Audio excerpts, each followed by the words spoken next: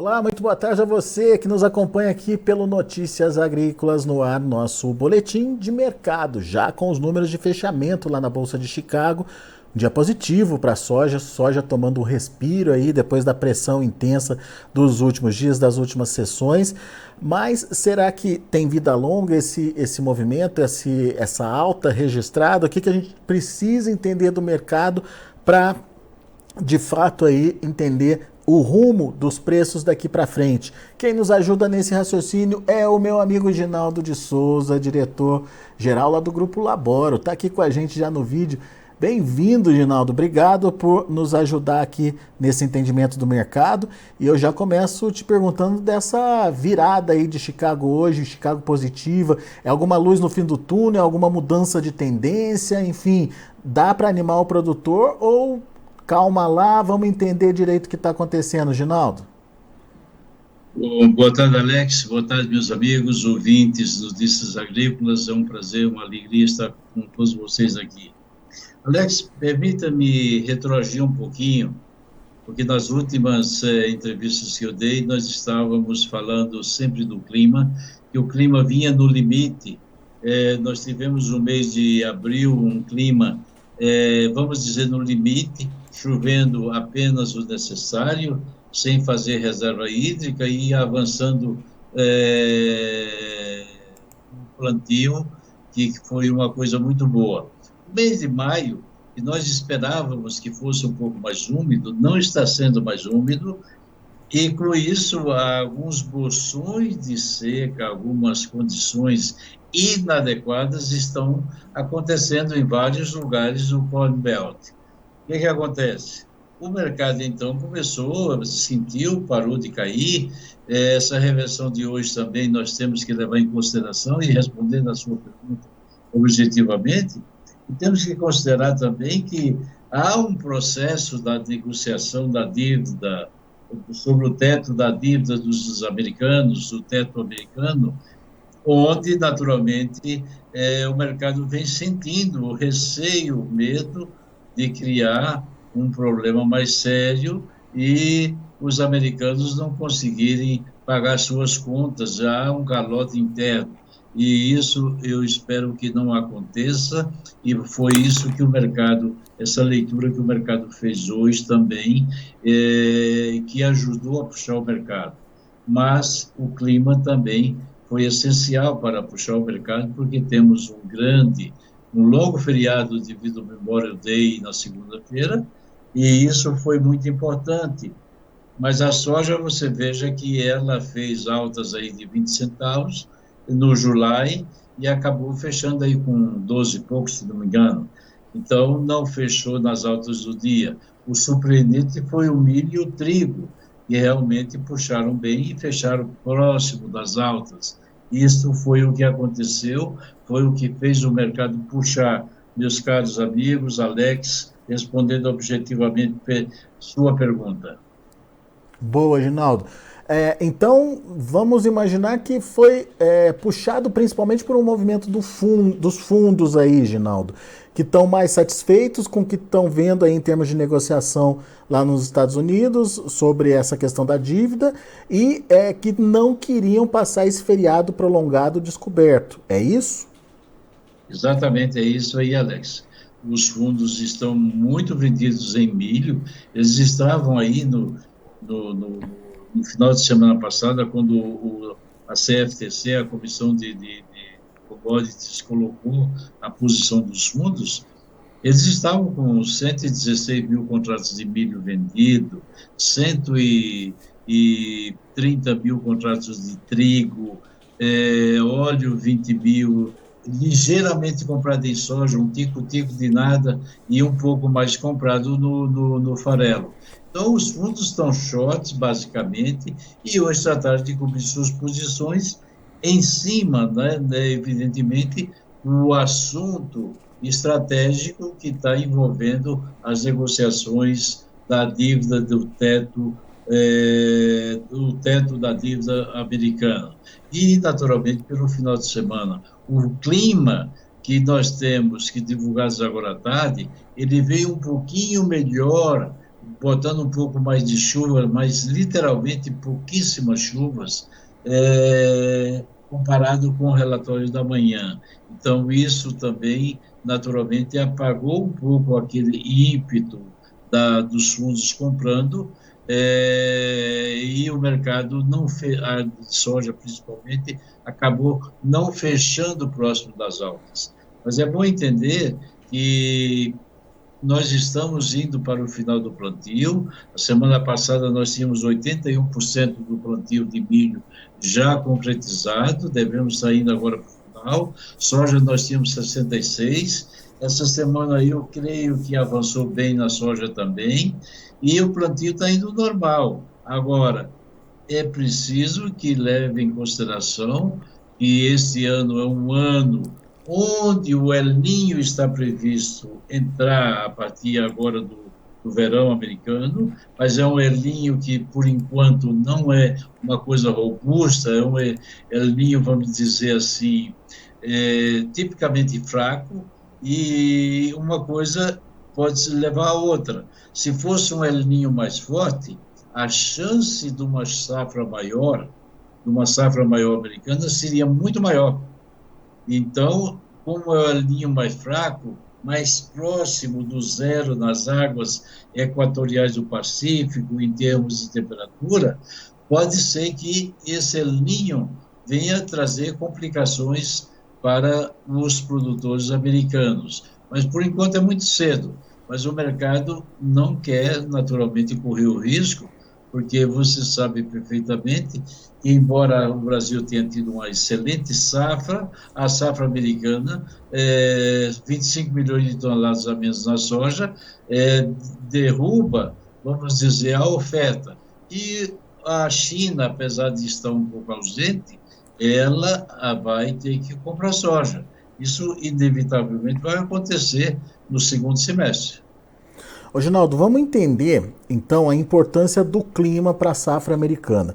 Você estava me contando que o USDA considerou no último relatório dele um clima quase perfeito para justificar uma produtividade que eles divulgaram, a última produtividade que eles divulgaram. Qualquer, então, instabilidade no clima vai fazer o USDA rever esses números, certo? Perfeito. Nós dissemos no dia 12, quando o USDA anunciou, vamos dizer, a produtividade, e a gente esperava que o USDA realmente fizesse alguma coisa mais robusta, e ele fez.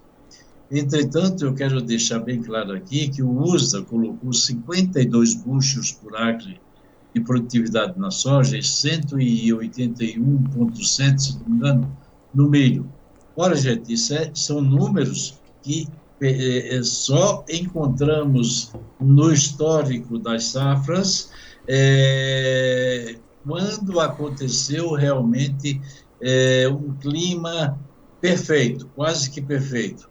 Então, se o USDA tiver que fazer ajustes na safra nesse exato momento, ou seja, no relatório de junho, ele vai ter que, naturalmente, recorrer para números inferiores, porque exatamente como se esperava que viesse um clima adequado, o clima não está ideal. Essa é a realidade. O clima pode se tornar ideal a partir de junho, mas não é isso que os mapas estão mostrando, Alex e meus amigos. O clima pode levar, naturalmente, o USDA a fazer ajustes, reduzindo a produtividade. E aí o mercado, naturalmente, vai encontrar apoio, evidentemente, Alex. Ô, Ginaldo, e outra dúvida que eu fico é a seguinte, foi um plantio quase perfeito, dá para a gente dizer, né? O problema é que não foi muito concentrado esse plantio, não, Ginaldo, e um problema climático pode afetar de uma vez só uma grande parte da lavoura? Alex, se a gente levar em consideração, nós já tivemos anos anteriores que isso aconteceu e tivemos uma super safra e não aconteceu nada. Se a safra, vamos dizer, daqui para frente recebesse a chuva ideal, estaria bem, estaria tranquilo. Mas você tem razão e a sua pergunta tem, vamos dizer, é coerente, porque ela naturalmente justifica dizendo o seguinte: qualquer anomalia climática daqui para frente, é, para uma soja e um milho que foi plantado dentro de uma janela realmente, vamos dizer, na sua grande maioria, uma janela realmente curta, se acontecer, evidentemente, uma seca, uma anomalia climática, vai pegar um grande percentual de soja, de milho e de trigo dentro no mesmo padrão, dentro da mesma, vamos dizer, da mesma potencialidade. E essa potencialidade poderia cair vertiginosamente se o clima não se adequar futuramente. Então, eu concordo plenamente. Essa foi rápido, foi tranquilo, está sendo tranquilo, e é preciso que chova, é preciso que o clima se adeque e fique tranquilo daqui para frente. Não é isso que os mapas estão mostrando, eu quero deixar isso bem claro. Muito bem. Mas vamos só para a gente encerrar essa parte de Chicago, para a gente falar um pouquinho de Brasil também, mas tem expectativa então de melhora do preço, mas precisa ter uma definição melhor do clima. É isso, Ginaldo? É isso, meu caro Alex. Você viu que aí hoje se falou que produtores estavam indo, vamos dizer, aonde ele depositou sua soja, em cooperativas, ou mesmo em cerealista, ou em indústrias ou trades, que o produtor se animou com o dólar de ontem e que estava muito feliz, e com o preço de hoje ele estava indo retirar a opção de venda. Eu não sei se isso é uma boa política, porque se chover, se as coisas se adequarem, naturalmente os preços não vão subir. Agora, evidentemente, ele pode acertar se realmente as chuvas não acontecerem. Então, a gente tem que tomar muito cuidado e olhar muito bem o que vai acontecer. Os preços aqui no Brasil, você viu que os prêmios ficaram aí na faixa de 60 para junho, 60 com 65 para junho, e o julho 30 com 40. Já saiu do vermelho então, Ginaldo? Só para já saiu do vermelho então os prêmios? Não. Negativo ainda. Ah, negativo, 60 negativo. Não saiu. Eu gostaria muito que já tivesse no blue, vamos chamar assim. Não está. Então, 60 com 65 é negativo. E os prêmios do julho aí, 30 com 40, é negativo. Agora, evidentemente, o produtor brasileiro não está vendendo. E o produtor brasileiro está apostando e está, vamos dizer, tem em mente que os preços vão subir.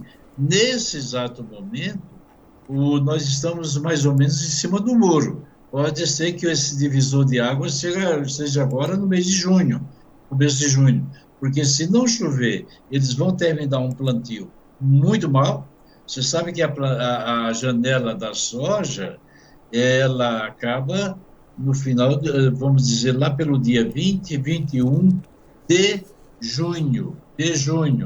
E a janela do milho está terminando. Então, nós temos que levar em consideração que eles teriam depois aí um problema muito mais sério, plantando no final, ou seja, concluindo o plantio, dentro daquilo que nós poderíamos chamar de clima inadequado.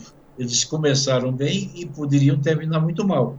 Essa é uma coisa que nós temos que considerar e não podemos desconsiderar isso, deixando de observar essas consequências.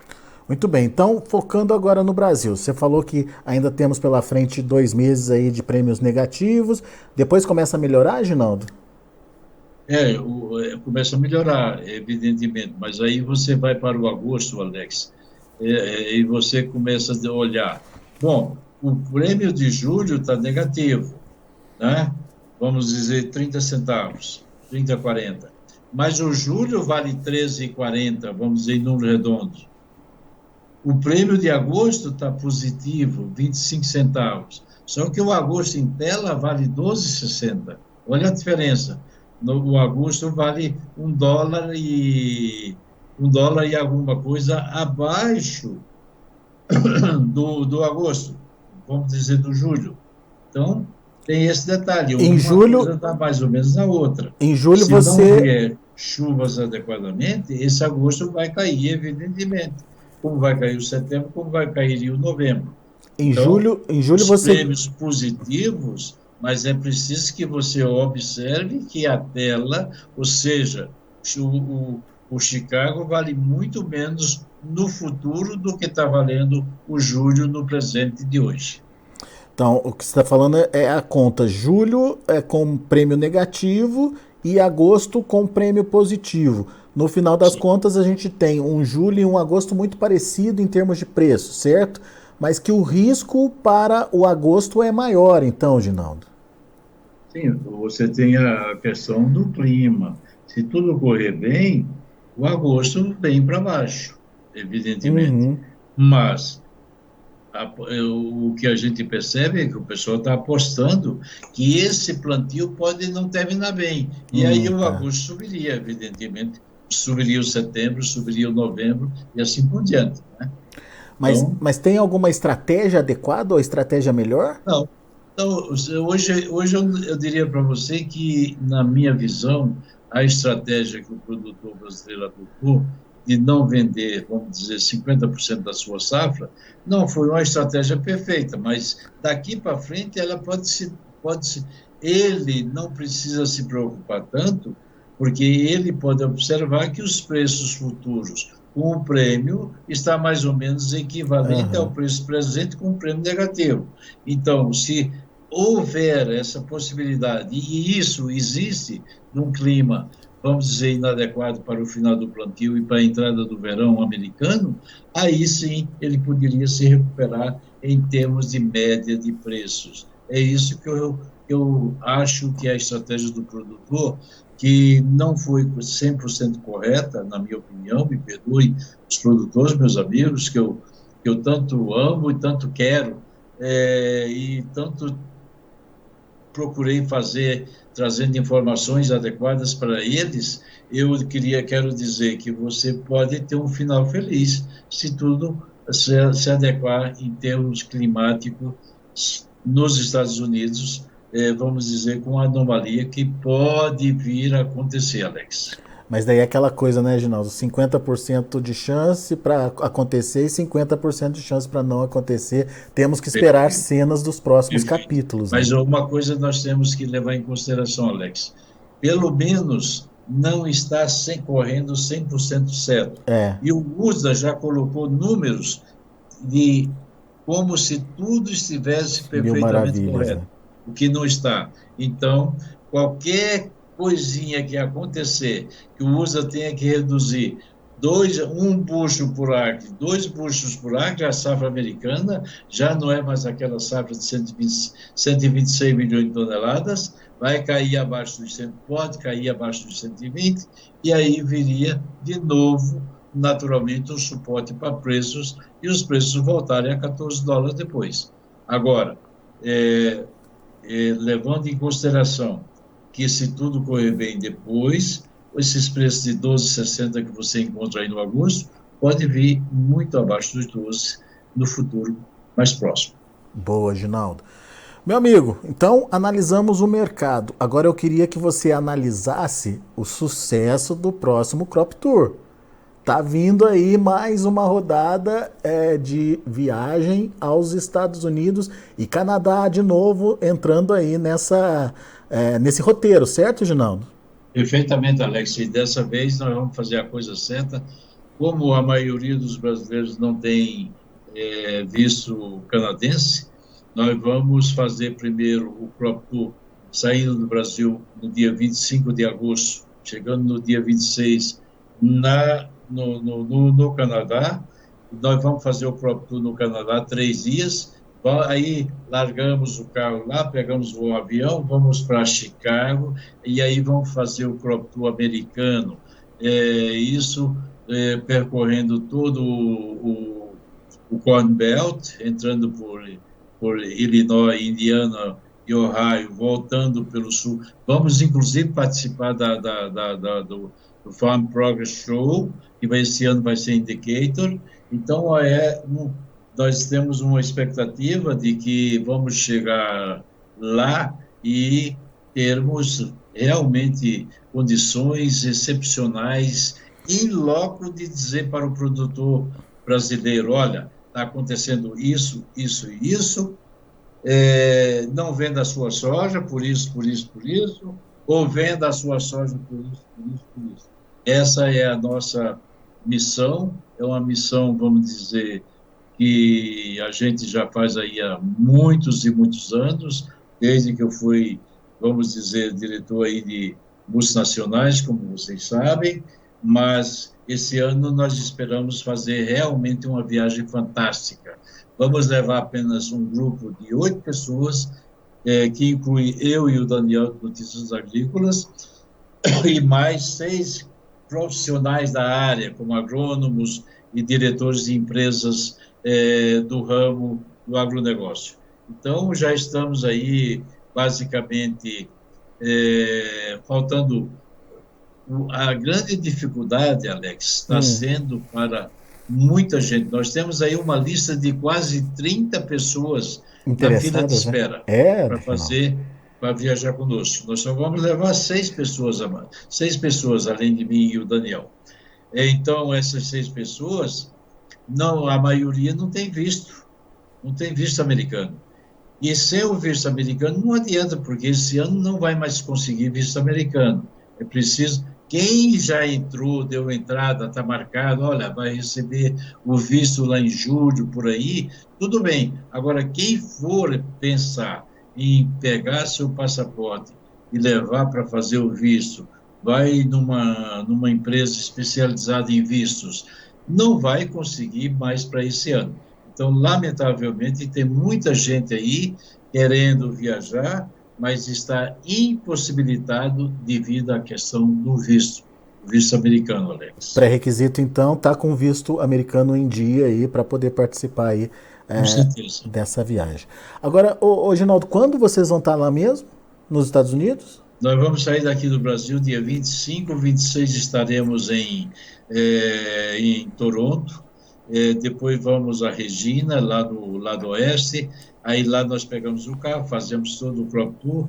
Dia 29 nós vamos para Chicago, aí vamos fazer 30, 31, estaríamos lá no 29, 30 e 31, estaríamos lá no 31 no caso, lá no Farm Progress Show Indicator. Depois dali a gente segue, vai ao Missouri, vai a Iowa, Nebraska, as Dakotas do Sul e do Norte, depois voltamos para o Minnesota, depois descemos por Iowa de novo, pegamos Wisconsin e voltamos para Chicago. É uma viagem, realmente uma viagem profissional, uma viagem de muita discussão, porque a discussão acontece no campo, a hora que a gente desce, medições, quantos pés por metro linear tem, quantas vagens tem por planta e assim por diante. E depois segue a discussão nos carros, um pensando direito, outro fazendo o cálculo. E por isso que nós queremos levar apenas profissional da área, e esse ano vamos levar um grupo pequeno, porque chegamos à conclusão que quando levamos um grupo pequeno, fica mais unido e, ao mesmo tempo, o histórico já nos provou que o grau de assertividade é muito maior. Tem menos discrepâncias e menos divergências no grupo. O grupo se torna mais coerente e analisa melhor a situação das safras. Legal. Essa viagem é sempre marcada, né, pelo perfil técnico dela, né? Como o Ginaldo próprio colocou, sim, gente pensando o que está acontecendo com a safra americana. Imagino que esse ano, Ginaldo, pela data que vocês vão estar lá, vocês vão ver uma lavoura muito mais consolidada, muito mais pronta aí, e já com resultados mais aparentes aí do que nos anos anteriores, né? Nos anos anteriores eu me lembro que tinha muita diferença de uma área para outra, de uma condição para outra, e aparentemente, né, se o clima não atrapalhar demais, talvez nesse momento que vocês estejam lá, talvez já dê para ter um número mais consolidado da safra, não? Nós acreditamos, Alex, que com as anomalias que estão acontecendo nesse exato momento, você pega áreas, por exemplo, lá de Illinois, no leste de Illinois, não tem chovido adequadamente. Você vai para a Dakota do Sul, porque muita gente esqueceu que as Dakotas cresceram muito, evoluíram muito, eles saíram da pecuária e foram para a soja, para milho, para trigo. Então, aquelas áreas, por exemplo, a Dakota do Sul, é uma área que está seca, tem problemas, tem divergências. O sul de Minnesota, a mesma coisa, Missouri, a mesma coisa. Então, você tinha Nebraska, lá no lado oeste, que tinha dificuldades, agora choveu adequadamente nos últimos 15 dias. Então, vai acontecer que nós vamos, possivelmente, se o clima não se ajustar, nós vamos encontrar áreas com soja muito boa, áreas com soja ruim e milho a mesma coisa. Então, é preciso que a turma que vá realmente seja uma turma preparada, uma turma que vai para ver, porque não é uma viagem de passeio, é uma viagem de trabalho e muito trabalho, uma viagem que nós, tanto Notícias Agrícolas como Laboro, nós não vamos cobrar absolutamente de quem vai conosco, ele vai pagar suas despesas naturalmente.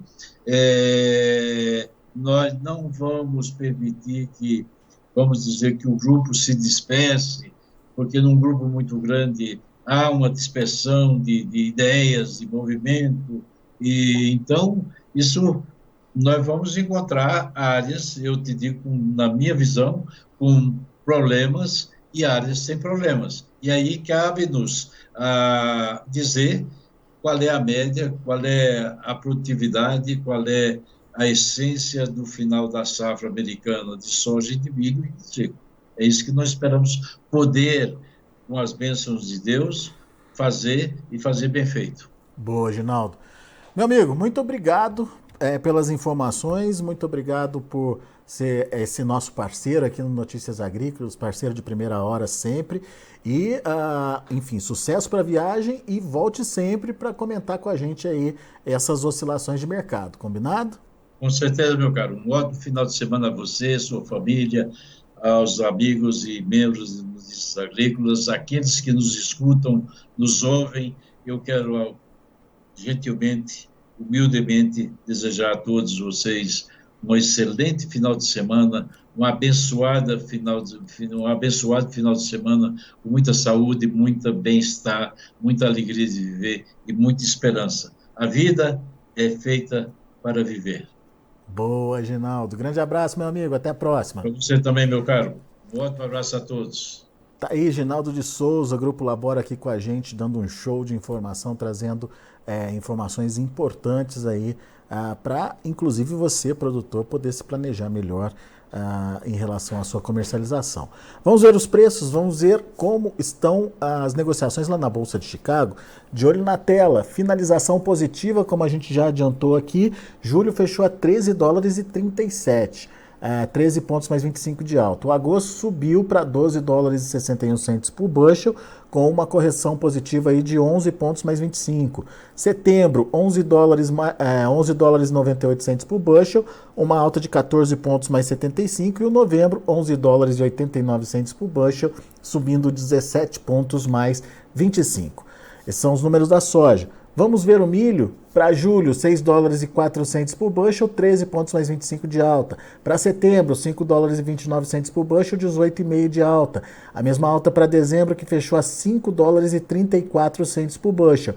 E o março Já de 2024, 5 dólares e 43 centes por bushel, com alta de 17, quase 18 pontos aí. E para finalizar, a gente tem o trigo. Trigo para setembro, 6,29, subindo 12 pontos mais 25. Para dezembro, 6 dólares e 47 centes por bushel, 11,5 de alta. Para março, 6,61, subindo aí 10 pontos e meio. E o maio, 6,68, subindo 11 pontos. São os números de hoje do mercado de grãos lá na Bolsa de Chicago. A gente fica por aqui. Agradeço a sua atenção e audiência.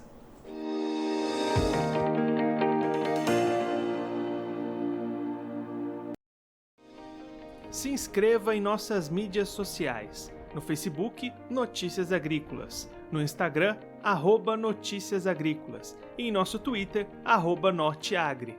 E para não perder nenhum vídeo, não se esqueça de nos acompanhar no YouTube e na Twitch, Notícias Agrícolas Oficial.